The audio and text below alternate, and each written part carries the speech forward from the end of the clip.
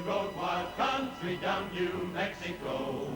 Born on the wind to follow the sun, fought death with the knife, would gamble his life to own a woman. Love came to Shalako, Shalako. She called his name and wanted Shalako. Biding his time and planning to win, he loved for a day, then traveled his way, and the lady followed him, the one called Shalako, Shalako, Shalako.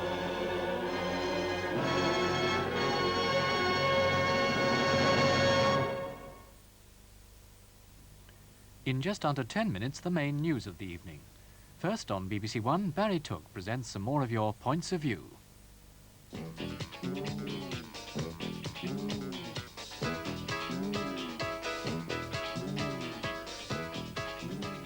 Good evening and welcome to the land of the rising gorge, where every prospect pleases and only the programmes are vile. In a word, points of view. Well, first to step up to the coconut shy is Cathy Williamson of Dumfries. Dear Barry, the Beeb's new show, Dear Heart, is trash, rubbish, pathetic. In other words, tripe. I hear you. Now here's Glynis Chapman of Lutterworth, Leicestershire. The BBC has shown us once more its marvellous ability to cater for all our minority groups. I refer to the programme Dear Heart. Perfect viewing for those with an IQ of 28. Are you being ironic, Glynis, dear? If so, others are more terse. J.R. Williams of Woking writes, Dear Heart, dear God. And another Woking viewer who signs the letter angry says, Dear Tookie, read Dear Heart. Yuck, what unadulterated codswallop. What rubbish. If this programme is funny, then I'm a dandelion. This programme is merely an excuse for people with mauve hair to prance around like nanas. Yours angrily. yes? P.S. I would like this letter read out, if it is, in a very, very, very, very sexy female's voice. Well, we did the best we could. What else about Dear Heart? Oh, yes, this from Sasha Gervaisi of London Northwest 8. I know this may sound rude, but the new series of Dear Heart on BBC2 on Fridays is absolutely atrocious. Yes, it does sound rude, dear. Other viewers have called it a waste of valuable time, pathetic, and Ray Fitzgerald of Littlehampton, let's go with both barrels, saying, It's ridiculous, boring, pathetic, and an insult to the teenagers of the 80s. but, and I can hear everyone groaning at this Tookian attempt at fair play, we received this letter from Catherine Webster of Chislehurst, Kent. I am writing to congratulate the Beeb on Dear Heart. I think it is amazing, fabulous, superb, terrific, marvellous, and lots more that I can't spell. A mixture of enthusiasm and honesty that'd be hard to beat.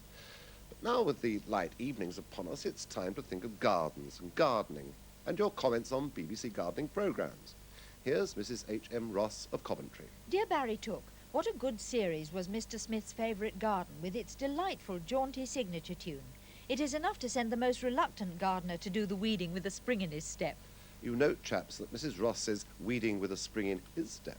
Oh, and by the way, Mrs. Ross, the name of the signature tune is Piper in the Meadow from the LP The Best of Brass. And when you're out in your garden, but let Mrs. Betty Cave of Caterham, Surrey, take up the story. Mr. Smith's favourite garden must be on another planet. In my garden on a warm summer's evening, the air is laden with the clatter of mechanical lawnmowers, hedge cutters, motorbikes, revving cars, radios, near rabid dogs, etc., etc. Perhaps you can show us Mr. Smith again in his herb garden with a more realistic background. Mrs. Cave, your wish is my command. Here is a moment of télévision vérité. The best thing to do, really, is to think of the plant, think of the context it likes to be in and where it'll grow best, and put it there, and usually that makes the best picture.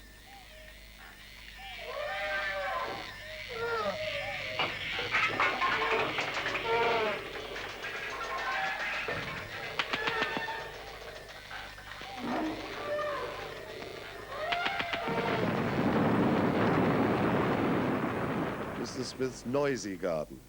Now, back inside again for Omnibus and Barry Norman. The late-night Sunday Arts magazine has drawn a fair amount of brickbats, along with a number of bouquets. Here's a selection. In January, we received this from someone in Uxbridge. Re-Omnibus and Barry Norman. Get him off. In February, Mrs. Edison wrote from Leeds. I'm thoroughly enjoying Barry Norman's Omnibus. Last night was great. In February, too, Barry interviewed G.F. Newman, the playwright, and drew this reaction from Jeremy Lewis of Bristol. G.F. Newman, re Omnibus 7282, claims that he has adopted the role of an independent investigator of police corruption. He also believes that for anyone to join the police force, they must have a flawed personality in the first place. How's that for independence? A point well made, Mr. Lewis. Also in February, Barry Norman interviewed Barry Humphries in his character of Sir Les Patterson, the Australian Minister of the Yachts, and drew this response from Kelvin Caswell of Bournemouth. Need Barry Norman descend to the level of a deep sewer to rake up material for his programme Omnibus? Well, it takes all sorts to make an arts programme. Graham Noland of Ringwood, Hampshire, wrote a couple of weeks ago, Hooray for Barry Norman's presentation of Omnibus, and boo for the Arts Council. Fancy refusing the D'Oyly Cart a mere £200,000. By directing their vast budget elsewhere, they alone are responsible for the demise of this historic and popular company. Obviously, these highbrow bureaucrats have climbed so high up in their ivory towers, they can't see for the smog. Does your heart good to hear it? Last word for now about Omnibus comes from Scotland, Ochterhouse by Dundee to be precise, and Fiona Guest and Claire Stewart. To talk. Polite, almost to a fault. Where's Omnibus? We live in Scotland and get Spectrum instead. Ah, well, Fiona and Claire say they missed the item on Masquerade and the finding of the golden hair. Incidentally, not everyone in Scotland is deprived of Omnibus, as this letter from Fiona Purdy of Edinburgh proves. Please can you tell me why the BBC put Omnibus featuring the Masquerade article on at 10:45? I mean, I ask you. It is a children's book, but not a mention on any children's programme at all. An adult found the hair, well, his dog did, and with any luck, that's the last we'll hear about it. Well, let's hope there'll be plenty of opportunities to hear the Messiah again. The recent transmission was unsurprisingly very popular with our correspondents.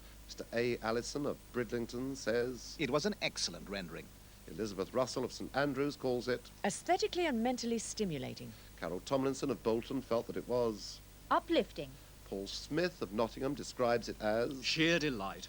John Murphy of Southall called the event, A truly stupendous, majestic, magnificent, emotionally moving and eye-opening performance. and Mr. P. M. O'Reilly of Dublin says, Truly magnificent performance and production. Congratulations to all concerned. E. Askew of Mansfield writes, somewhat puzzlingly, You may come out of the coal hole. All is forgiven after Handel's Messiah, BBC2. I will not praise any particular part of it, for fear of it being deemed to be a criticism of the rest. and although there were a few gripes, David Mark Scott of Putney complained that, We had to suffer dull and dreary camera work throughout an otherwise brilliant performance. on the whole, the people who wrote to Points of View would agree with Catherine Weston of Leicester. Thank you, BBC2, and all who contributed to a programme par excellence. How cheap the licence fee has suddenly become. But now, hang on to your hats, music lovers. The subject is A Song for Europe 82, Thank God it's only on once a year. says Mr. Rogerson of Ringwood, Hampshire. Miss V. Whitby of Hindhead wasn't that besotted with it either. Next year I shall enter my blue Burmese cat, considering this year's achievement. I'm sure he'll be a knockout. Patsy Adams of Stevenage feels, The boys from Brazil have nothing on the kids from the BBC. The Song for Europe was peopled by clones. well, that's their motto here, send in the clones. R. Hooton of Norwich says, Donald Sinden singing a chapter of his much-plugged book would have sounded better. And won! but would he? Graham Tomlinson of Sydenham, London, South East 26 has an ingenious theory. Dear Barry, Brotherhood of Man, Bucks Fizz, and now Bardo. Have you noticed the subtle connection between them? They're all tone deaf? No, that's silly. They all have the same initial as Britain. But so does botulism and beriberi and Boyle. Surely this means we're going to win the Eurovision again this year. We might. If we do, then we'll be leading another group beginning with B next year. Or maybe a solo singer for 1983. Perhaps you could make yourself free for the taking. Me? I mean, I've just noticed something about your name, too. Yes, I see it now. The lights, the music. Well, the lights anyway. Well, a kid can dream. P.S. Boom, banger, bang. And the same to you. Well, we're off until after Easter. Do have a good one. From all of us, goodbye.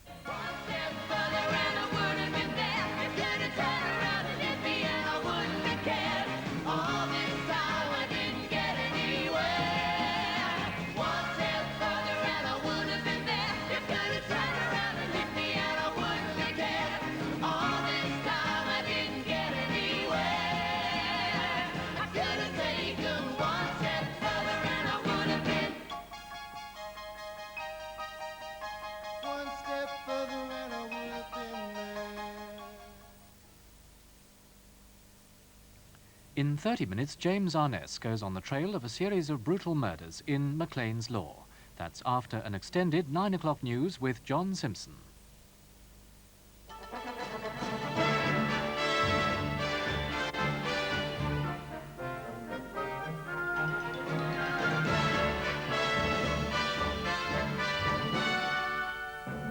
Argentina seizes the Falklands after a brief gun battle. The Argentine flag is flying tonight over the capital, Port Stanley. The president says, "We didn't invade, we just recovered our territory." Mrs. Thatcher called it unprovoked aggression and broke off diplomatic relations. And she's ordered a naval task force to prepare for action against Argentina. Good evening. The government is tonight facing the prospect of using force if it's to win back the Falkland Islands. Argentine troops invaded the islands at 10:30 our time this morning after 150 years of British rule. The Royal Marines and local defenders had orders not to surrender, and there were clashes, during which 3 invaders are said to have been shot. It's believed there were no British casualties. Calling the invasion an act of unprovoked aggression, Britain has broken off diplomatic relations with Argentina. There's no state of war, but a British nuclear-powered submarine and other ships are already on their way to the South Atlantic from Gibraltar, and a task force, including 2 aircraft carriers, is being assembled at Portsmouth. But the order to sail south hasn't yet been given to allow time for diplomatic pressure, chiefly perhaps from President Reagan, who tried to persuade the Argentines from invading and is now pressing them to withdraw. The UN Security Council has met in emergency session, while in London the Cabinet is in its 3rd meeting of the day, though it took the government nearly 8 hours to confirm that the invasion had in fact occurred. Opposition criticism at Westminster has so far been muted, but there's been complaint that Britain's response has been too little and too late. The Commons meets tomorrow morning, the first time it'll have done so on a Saturday since Suez in 1956, something of the measure of the crisis. Here's Keith Graves. The 15-line telex received in London this morning confirmed the government's worst fears, not only because of the plight of those on the islands, but because it took that message to persuade many people in Whitehall that the Argentines meant business, and by then it was too late. This was the dramatic message that told the outside world that Britain was on the verge of armed conflict, because that is the situation tonight, and many senior members of the government are resigned to it. The London telex operator got through after hours of trying and asked Port Stanley, "What are all these rumours?" Back came the cryptic reply, "We have lots of new friends." "What about invasion rumours?" said London. "Those are the friends I was meaning," answered the anonymous islander, 7,000 miles away. "They've landed?" asked London. "Absolutely," was the reply. And then came this exchange. "Are you open for traffic?"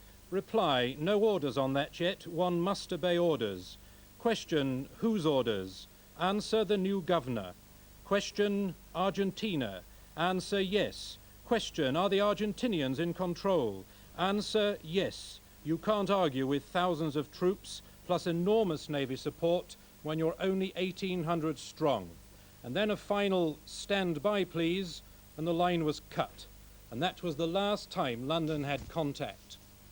It became apparent to most people last night that Argentina meant business. Our ambassador, Anthony Williams, was called to see Costa Mendez, the Argentine foreign minister, in Buenos Aires. He rejected Britain's plan to defuse the dispute diplomatically and gave Mr. Williams a blunt ultimatum: acknowledge Argentina's sovereignty over the Falkland Islands overnight, or else. And as that telex showed, he meant it. Lord Carrington had been playing the dispute down, and now it may be too late for diplomacy. What we must do is to get world opinion mobilized as best we can to put pressure on the Argentines. I mean, President Reagan has tried last night for us and didn't succeed, but we must go on doing it. But I don't think that one should be too optimistic, but we've got to try. If we're not optimistic about that, could I turn to you, Mr. Knott? Are we now planning some sort of military response to this? Well, last night, when it became clear that there was an imminent invasion of the Falkland Islands likely, we were not clear about that until yesterday. We placed the Royal Navy in a state of readiness to move, and there is a very substantial task force now being prepared, and that is the position so far as the Royal Navy is concerned with the surface fleet in the United Kingdom. But we have had a considerable number of ships at sea for some period of time, and of course Endurance has been down in that part of the world. Endurance is not likely to be able to do very much, I'm sure you'd agree. There are reported to be 15 Argentinian naval vessels in their task force. Yes. So could I ask you again, are we preparing a military response, and are you going to give the order for that task force to sail? You're only preparing it at the moment. We're preparing a naval task force which is large enough and powerful enough to deal with any problems that it might meet in the South Atlantic. We have not yet given the orders for that task force to sail, and that is a matter we will be considering, but it is in preparation and it will be large and very substantial, and it would join up, if need be, with other naval forces which are already at sea. We could find ourselves, presumably, fighting a naval battle. Do you think it's going to come to that, and would you be prepared to give the order? Although I'm the Defence Secretary, I'm always in the business of trying to maintain peace. I don't see it as my function to fight a war if I don't have to, and therefore, rather than answer such a hypothetical question, I would say we are preparing ourselves to sail a very substantial and large fleet, which will look very impressive and be very powerful indeed. But I still hope, as the Foreign Secretary said, that we can manage to find a diplomatic answer to this. And if not, you just use the phrase to fight a war, we might find ourselves in that situation. I hope not. But we might. It's always conceivable. Well, the feeling in Whitehall tonight is that there's no way the military rulers of Argentina can back down, and so a military confrontation, a naval battle, in fact, is inevitable. That, though, is at least 2 weeks and probably more away because of the distances involved. Britain is putting together a task force, and that apparently late reaction to the crisis that had been building for several weeks is one question that will eventually have to be answered. Of more immediate concern, though, is the position of the islanders and the Royal Marines with them. Defence Secretary Nott was emphatic tonight that they would not have surrendered, which has led to speculation of a battle. But another report within the last hour has suggested that the Marines and the Governor are being flown to Buenos Aires. The answer is that Whitehall simply doesn't know exactly what's going on. For the people of the Falklands, just under 2,000 of them, it's been their first day under Argentine rule. Argentina has named a governor for the islands and has said she'll respect the Falklanders' lives, property and rights, all of which they may well view with some scepticism. Nick Witchell has been following the day's events on the disputed islands in the Atlantic. It was shortly before daybreak in the Falklands when the invasion began, at about 10:30 our time. Argentine assault craft approached the Falklands group from the east. It's thought about 500 soldiers landed from assault craft near the small airport, about 3 miles northeast of the capital, Stanley. According to the Argentines, the airfield was secured, more troops and armoured cars were then flown in, and the force moved on into Stanley. The Foreign Office in London had been in touch with the Governor of the Falklands throughout the night, but suddenly at about 10:30 this morning, all radio communication stopped. One of the British ice patrol vessels in the South Atlantic picked up a garbled message that the Governor's house had been surrounded. How sustained the resistance was isn't clear. The Argentine admission that 3 of their men were injured is proof that there were some clashes, but faced with an Argentine naval force of such size, some 15 vessels, including submarines, destroyers, and an aircraft carrier, and a reported 2,000 Argentine troops, it would appear that the garrison of 80 Royal Marines was ordered not to offer unnecessary resistance. There's a report that the Argentines are now intending to ship the Marines out of the islands together with the Governor and his wife. Throughout the afternoon, all efforts to get in touch with the islands have failed. The only independent account of the invasion has come from a radio ham somewhere in the Falklands who gave the BBC this description. Approximately 9:30 GMT. They believed to have come ashore in landing craft and then stormed the town of Port Stanley. And they stormed the town of Port Stanley. And then they brought in heavily armoured vehicles. Heavily armoured vehicles, details I don't know. And then they took over the government house. They took over the government house. And then they've taken over all of Port Stanley. And now they're also in control of the local broadcast station. And I believe this, and I'm not 100% sure on Alan, I believe they set up the table and wireless radio ham in the Falklands describing the invasion. In Argentina, the news of the takeover has been received with wild enthusiasm. Christopher Wayne is in Buenos Aires, where he witnessed these scenes. Argentina hasn't experienced this kind of national jubilation since she won the World Cup. The crowds have been out in their scores of thousands. The blue and white of Argentina is on every balcony and in every window. Malvinas Argentina, say the placards, and motorists have been pounding the same theme on their car horns.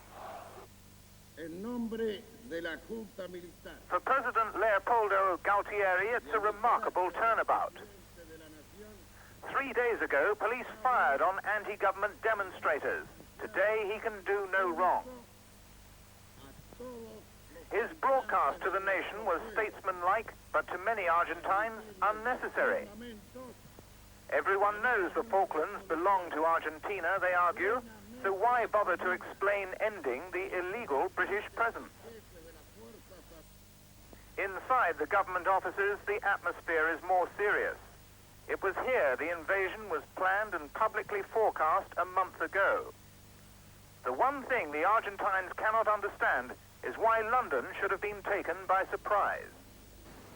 This is the magazine 7 Days, published yesterday and selling in Buenos Aires like hotcakes. The cover shows an Argentine flag flying over the capital of the Falklands, Port Stanley. And the headline reads, "Argentina gets back the Malvinas." Inside the magazine, there's a description of a 10-day military operation. There's even a mock-up of the London Times, and its front page shows how the British press would report this invasion. Like all military operations dreamed up by journalists, this one is completely successful. The claim that the Falklands are Argentine is drummed into every schoolchild. It's almost the only issue which completely unites Argentina. Political unrest, a tough military regime, raging inflation and high unemployment are all forgotten. The official maps show the Falklands as the offshore part of the country's Sector 14. It's just part of Argentina's claim. They also say they own South Georgia and the British Antarctic Territory. The newspapers here say the invasion force of 3,000 assault troops included an army general designated as the new governor and an English-speaking administrative staff. Clearly the hope is that an overwhelming show of force, coupled with promises to protect the Falklanders' human rights and livelihood, will be enough to allay fears and satisfy the British government. It's true that diplomats had been discussing a possible leaseback, conceding the Falklands to Argentina, but then allowing the islanders possession for another 50 years. But that suggestion was unacceptable to a regime determined to take back the islands by force if need be. The government here had pledged that the dispute would be finally resolved by tomorrow at the latest. But the real problems may be just about to begin. Christopher Wayne reporting from the Argentine capital, Buenos Aires. The mood here in London, and in Whitehall particularly, was very different. Confusion until the invasion was confirmed, and crisis while the government decided what to do. The first emergency cabinet meeting this morning was attended by the Chief of the Air Staff and the First Sea Lord. When it ended after an hour, Mrs. Thatcher went to the Commons, where MPs were told of the worsening crisis. The Prime Minister had decided during the night to hold the meeting, and she abandoned plans to stay overnight at Windsor, where she had dined with the Queen. As ministers were getting a full report from Lord Carrington, the Foreign Secretary, the Foreign Office was told by the Governor of the Falklands there'd been no invasion. On the basis of that message, Lord Carrington's deputy made a statement in the Commons. Over the past 24 hours, the situation has become increasingly grave. There is now a real expectation that an Argentine attack against the Falkland Islands will take place very soon. It was for this reason that we sought an emergency meeting of the Security Council yesterday and associated ourselves immediately with a request from the President of the Security Council that both Britain and Argentina should exercise restraint and refrain from the use or threat of force and continue the search for a diplomatic solution. Crowds had gathered in Downing Street by the time the Prime Minister drove back from the Commons. She had cancelled all other engagements for the day and will be staying at number 10 over the weekend instead of going to Chequers. Mrs. Thatcher, do you have a statement to make to us on the Falkland Islands? When Parliament meets tomorrow for its first Saturday session in 25 years, MPs are going to want answers to a lot of questions from the Prime Minister and from the Defence Secretary, John Nott. Throughout the mounting crisis of the past weeks, MPs have been given the impression by ministers that the Falkland Islands incident was not much more than a little local difficulty. And even after one MP declared today that there'd be shame and ridicule for Britain if the islanders had to suffer the humiliation of surrender, the Lord Privy Seal replied that the threat had been there for 15 years and that any invasion wouldn't be easy. Not long afterwards came the first reports that the invaders had taken over, but for several hours all British sources refused to acknowledge the fact, and the Commons was allowed to adjourn for the day. Although there was support for the government's action in calling a special session of the United Nations, this is certain to be translated into bitter recrimination during tomorrow's debate. Labour spokesman John Silkin gave his first reaction. I do think they should have been much more prepared. I do believe that the indications of that tin-pot fascist junta in the Argentine, they always do this sort of thing when they're having trouble at home, and that I think should have been much more apparent. I believe also that they were wrong in giving the impression, perhaps, that maybe didn't intend to do it, that we were not as serious in defending our responsibilities in the area as we should have been. But as I say, this isn't the moment. The moment is to stand firm with our own people in the Falkland Islands and with our forces who are engaged. Now the Labour leader, Michael Foot, will be ready to launch a full-scale attack on the government for failing to be prepared as the Labour government was some years ago. That view is likely to be echoed by Conservative backbenchers who have always been resolute in the need for Britain to defend these distant islands. The former Foreign Secretary, Dr. David Owen, was gloomy about hopes of reclaiming the Falkland territories. I think it's going to be extremely difficult to get this back. If they've got forces on the island, they will also have air cover, they'll have ships in the area. Even if we now make a major demonstration of naval forces, it's going to be extremely difficult to get these back. The tragic error was not to deploy naval forces down there at the end of February and early March when there was ample warning that the situation was flaring up. This is exactly what we did 4 years ago. We did it, in fact, to total secrecy. The Argentinians probably never knew that the force was there. And then when we were able to negotiate with them, we were negotiating with the knowledge, and I had the knowledge that I had naval forces behind me. But I do want to warn people against a belief that Britain can now simply reinvade the islands and get them back. It's going to be mighty difficult to do it, and I think it's going to be the main emphasis now will have to go on diplomacy, getting the maximum pressure. I suspect that only the American administration and President Reagan has any chance of being listened to by this Argentinian junta. I'm not sure they will be. It's a very vicious, nasty government with no respect of human rights. They've obviously made a deliberate decision, and there's no chance of them giving this up without a very bitter fight. But that bitter fight seems to be accepted as a real prospect. In fact, some ministers are even admitting privately that unless the invaders are defeated, the very survival of the government could be at risk. There's already been speculation that Lord Carrington and John Nott might have to resign, but tonight they were at another crisis cabinet meeting, preparing for the verbal battle in Parliament and the more distant battle for the Falkland Islands. Noel Lewis, our political correspondent. Argentina has waited 150 years to gain, or as it has it, to regain the Falklands. The claim to the Falklands has been a regular rallying cry, particularly at times of economic crisis. Such a crisis exists in Argentina at present, with inflation at around 150% and the peso drastically devalued. President Galtieri, who came to power in December, is a general-turned-politician whose government does have a slightly better record than its predecessors in human rights, but not much. Thousands of opponents of the junta have disappeared over the last few years. But the fact that it is a far-right military dictatorship hasn't prevented Argentina from getting the diplomatic backing today of the Soviet Union, and Britain, as an ex-colonial power, has an uphill struggle in getting help from third world countries in a forum like the United Nations. Tonight at the UN, the Security Council has been meeting in emergency session. Here's Martin Bell from New York. The British, who are permanent members of the Security Council, have called the second emergency session on the Falkland Islands within 24 hours. They've urged the Council to condemn the invasion and to demand that the troops from Argentina be withdrawn.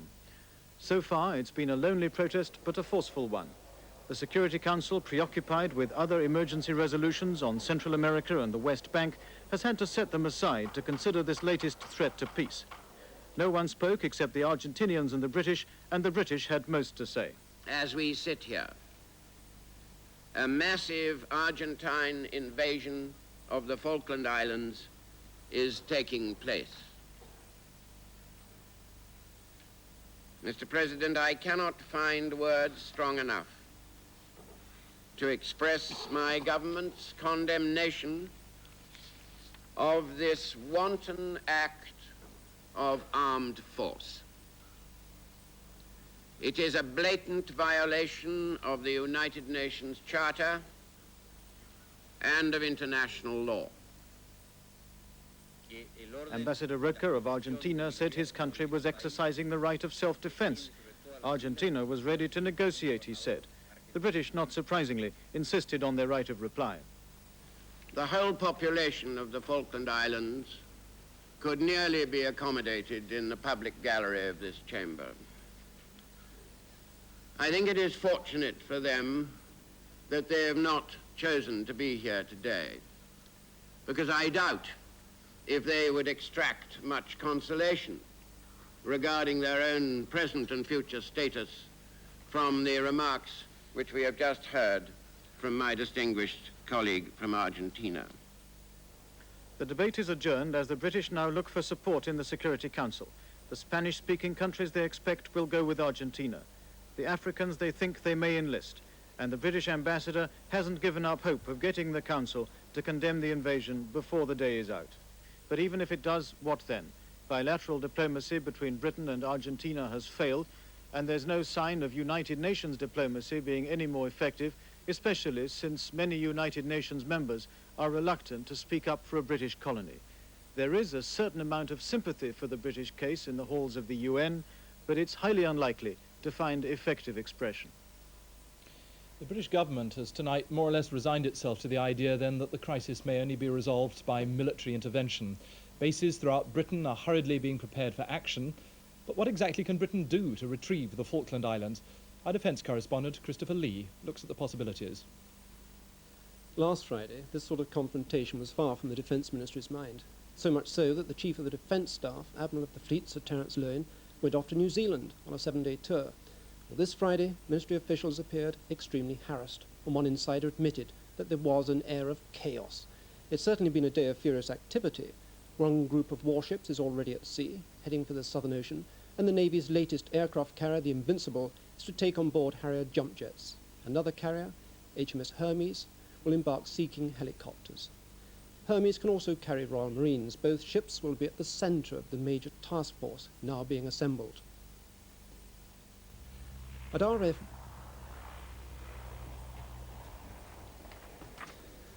Lynham in Wiltshire, Hercules transport planes have been taken off throughout the day. The Defence Ministry won't say where they're headed, but the Hercules are used to transport equipment and soldiers, including paratroops.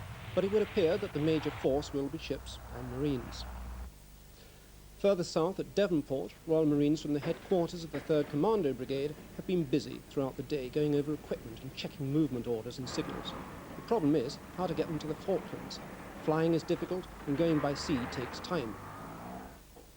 There's a strong rumour that the special boat section of the Royal Marines, their equivalent to the SAS, is to take part in the operation. The Marines know the islands better than any other British troops. Until now, they've never been considered a major fighting force in the islands, even along with the local defence force, as a former Falklands governor explains. Well, they've always been regarded really as a tripwire force, that if they are engaged, then of course the invader is engaging Her Majesty's forces. They're mainly there to cope with any minor incursions or sudden incursions, unpremeditated incursions, unannounced incursions, with the main idea of maintaining a defensive posture until such time as help can come. And also, another very important of their functions is to maintain communications in the event of emergency with the UK, so the governor can communicate. The Marines have always carried out exercises on the islands, but as they would be the first to agree, there's a big difference between purple smoke and thunder flashes and the real thing. The 80 or so in the Falklands today could not have been expected to repel the Argentine troops. Well, can Britain get back the Falklands, with what the Defence Secretary John Knott calls this very substantial force. The first aim is to safeguard the lives of the 1,800 islanders, so if there's to be fighting, then it must be at sea. Certainly the force Mr. Knott is assembling today will be impressive. Unfortunately, there are those who will say that even smaller force should have been there last Friday. And now to other news. The outspoken chairman of the Central Electricity Generating Board, Glyn England, has finally fallen out with the government. He won't be invited to serve a second term in office when his contract runs out next month. It amounts to a sacking. In the past, Mr. England has criticised the government, particularly over its treatment of nationalised industries. Our Labour correspondent, Martin Aidney, asked him if he had lost his job because of high prices. No, I would say quite categorically that prices of electricity next year are higher than the generating board would have wished them to be, because the Secretary of State has insisted on holding rigidly to a financial target that in the board's view is inappropriate to present circumstances. So you think it's government interference, is it, which is keeping prices as they are? I find it very difficult to find an example where a minister's decision has helped the efficiency of this organization. It's not difficult to find examples where ministerial decisions have increased our inefficiency, and that is a penalty to the customer. Well, whatever the fine print about renewal of contracts, Mr. England has effectively... Oh, I'm sorry, we seem to have lost that. Two High Court judges have ruled that a West Yorkshire coroner has no power to hold an inquest into the death of the British nurse Helen Smith because she died abroad.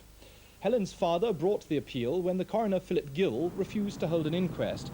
And after today's hearing, Mr. Gill said he was pleased and relieved that his understanding of the law had been confirmed. But Mr. Smith hasn't given up. We could appeal against this judgment, but I quite honestly think it will be a fruitless exercise. So where's your campaign go now? I would like to say that as from now on, as from this date, it is now attrition. And I and my colleagues have, for the last 3 years, as conditioned idiots in this present English system that we have abided by the law and done anything in a true and proper British way. As from now on, as from this judgment today, which is now the law of England, it is attrition. A special branch officer in the Royal Ulster Constabulary has been found not guilty of the murder of a fellow policeman. A judge ruled that it would be dangerous to convict Sergeant Charles McCormick because of the evidence against him coming from a Republican informer. But McCormick was found guilty on 4 other charges, including one of robbing a bank, and he was jailed for 20 years. And we've got some soccer results tonight. Division 1, Liverpool 1, Notts County 0. Division 2, Barnsley 3, Rotherham United 0. Division 3, Plymouth Argyle 1, Newport County 2. And Division 4, Halifax Town 4, Stockport County 1, Scunthorpe United 2, Colchester United 1, Wigan Athletic 4, York City 2. And the headlines tonight on the Falklands crisis. The Prime Minister has called the invasion of the islands unprovoked aggression. She broke off diplomatic relations with Argentina and has ordered a naval task force to assemble at Portsmouth. The Commons will sit tomorrow in emergency session, the first time it's done so on a Saturday since the Suez crisis. On the Falkland Islands themselves, there's no news of the British Marines or of the governor. The Argentines have appointed their own governor. And finally, back to the people of the Falkland Islands themselves. For 200 years, they've viewed Britain as their country. In many ways, they're more British than the British. A few months ago, Bob Langley asked them how they'd feel if Argentina annexed the island. My feelings about the Argentine claim is that they have no claim at all. These islands were discovered by the British, they were inhabited by the British, and they are British. But would it really matter to you if the Argentines took over? It would matter to me, yes, and not only to me, but there's all the generations of youngsters to come. Dictatorship government, freedom would go, which we have got here now. 1,000, 2,000 people disappear in 1 year. What would 1,800 people be to them? You're talking about the people who are reputed to have disappeared because of the secret police in Buenos Aires, is what you mean there? Yeah. You think they would bring a reign of terror here? I should think so. we'd have nothing else but military troops all around the town under the point of a gun. We've never lived on this. We've lived in complete freedom all our lives, and we've no intention of living under the point of a gun. The people of the Falkland Islands tonight. And that's it from us tonight, though of course if there are any further developments, we'll bring them to you during the evening. Good night.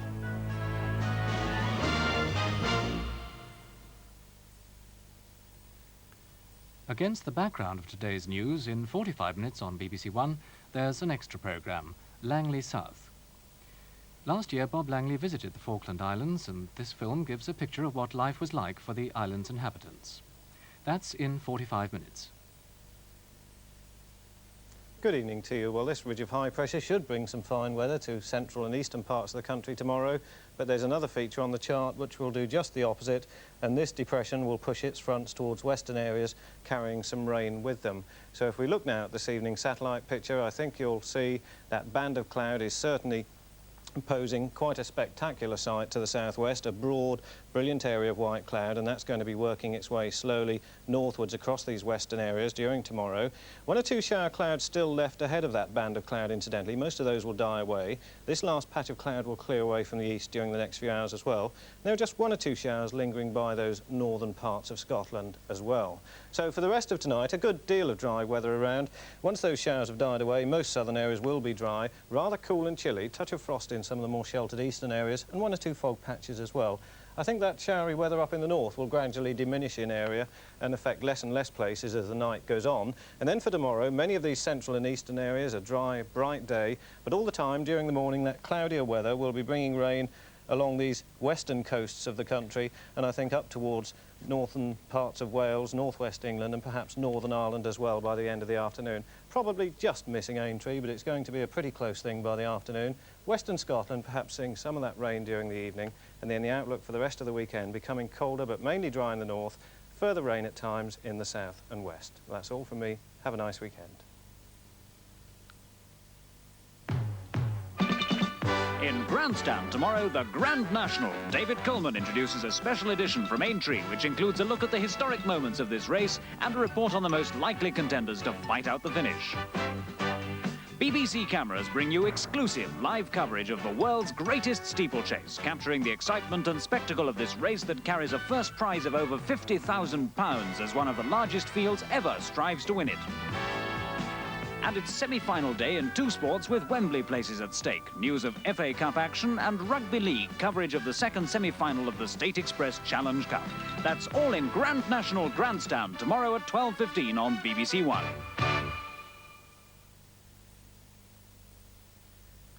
Tonight's extra programme will be followed at 10:55 by Bioscope Days, a special feature on the life and work of the late Graham Head, a remarkable collector of rare archive film. First on BBC1, rather later than published, here's McClain's Law.